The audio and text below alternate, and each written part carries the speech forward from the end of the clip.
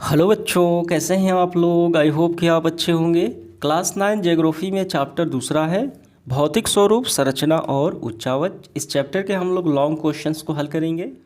तो देखिए, ये रहा हमारा दीर्घ उत्तरीय प्रश्न। हमें 7 प्रश्नों को हल करना है। तो देखिए, इसमें पहला प्रश्न हमारा है, भारत को कितने प्राकृतिक विभागों में बांटा जा सकता है, उनका वर्णन करें। तो इस प्रश्न का मतलब क्या समझ में आया आपको। भारत को कितने नेचुरल डिपार्टमेंट में बांट सकते हैं, प्राकृतिक विभागों में बांट सकते हैं, उनका हमें वर्णन करना है। जैसे नदियाँ, पहाड़, समुद्री भाग, मैदानी भाग। ठीक है, ये सारे क्या हैं, ये सारे प्राकृतिक विभाग हैं। तो हम इनको कितने भागों में बांट सकते हैं भारत को। आइए इसका आंसर करते हैं। तो सबसे पहले आपको ध्यान देना है, भौतिक विभाग में भौतिक स्वरूप के आधार पे भारत को हम 6 प्राकृतिक विभागों में बांट सकते हैं। ठीक है, ये सारे क्या है, ये प्राकृतिक विभाग हैं। तो इनके बारे में हमें लिखना है। देखिए, पहला क्या है, हिमालय या उत्तर का पर्वतीय प्रदेश, ये रहा। ठीक है, और ऐसे ही आपको लिखना है। देखिए, पहला प्राकृतिक विभाग है हिमालय या उत्तर का पर्वतीय प्रदेश। जब हम इसका आंसर करने जाएं तो ये काफ़ी लंबा हो जाएगा। तो हमें कैसे लिखना है, हमें जो इम्पोर्टेंट पॉइंट है वो हमें लिखना है। ठीक है, तो आपको आंसर ऐसे लिखना है, भारत के प्राकृतिक विभागों को 6 खंडों में बांटा गया है। ठीक है, तो सबसे पहले आपको लिखना है हिमालय या उत्तर का पर्वतीय प्रदेश।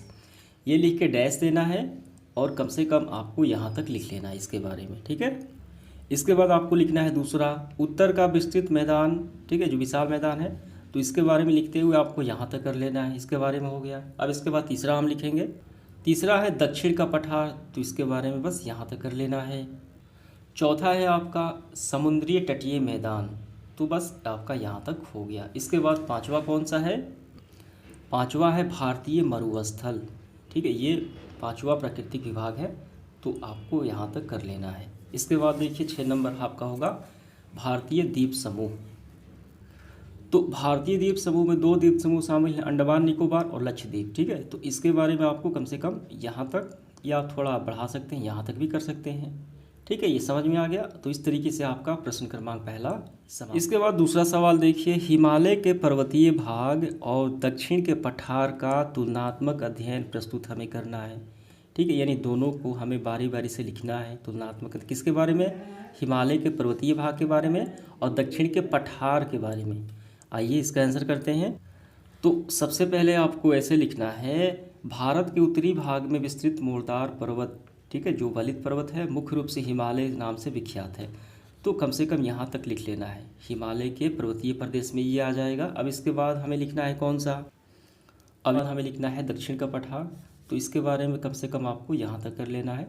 इसे 2 भागों में बांटा गया है, उच्च भूमि, ठीक है, और दूसरा है दक्कन का पठार।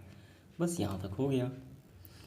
प्रश्न क्रमांक तीसरा देखिए, भारत के उत्तरी मैदान जो काफ़ी उपजाऊ मानी जाती है, कितने उप विभागों में बांटा जा सकता है, उसका हमें विवरण देना है। तो काफ़ी इम्पोर्टेंट और काफ़ी सिंपल सवाल है ये।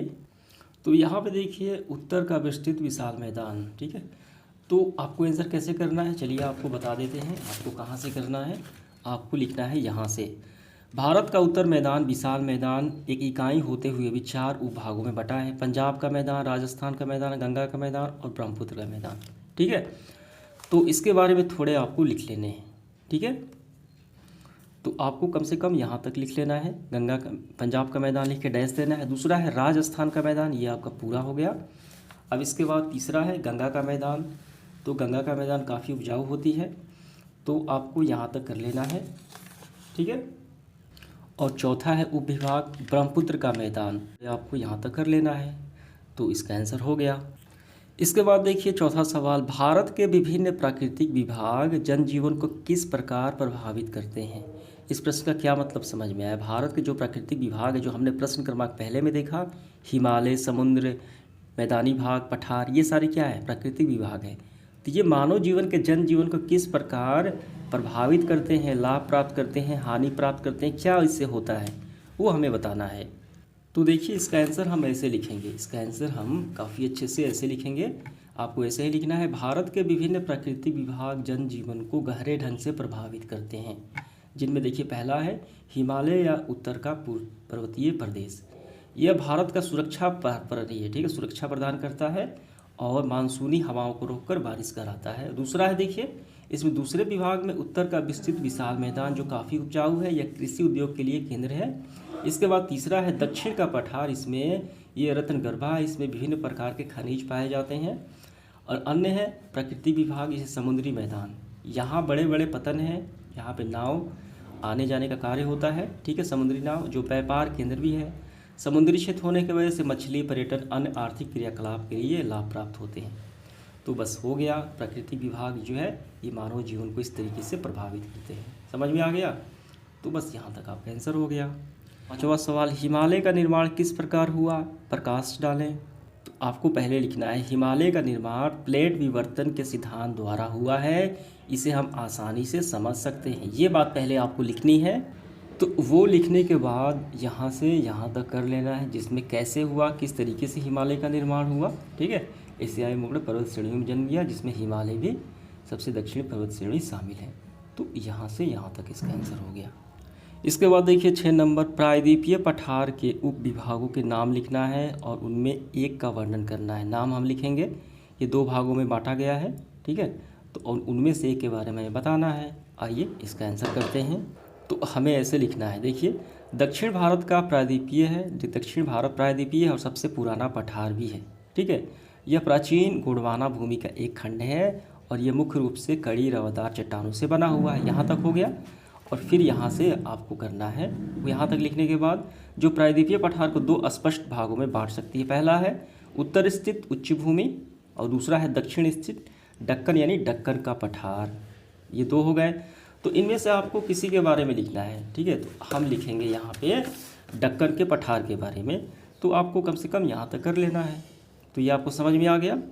इसके बाद 7वां प्रश्न देखिए, हिमालय की पर्वत श्रेणियों की विशेषताओं पर प्रकाश डालें।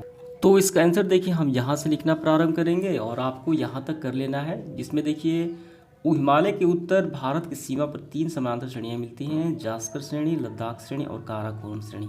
तो इसका आंसर यहाँ तक हो गया। समझ में आ गया ये पूरा लिखते हुए।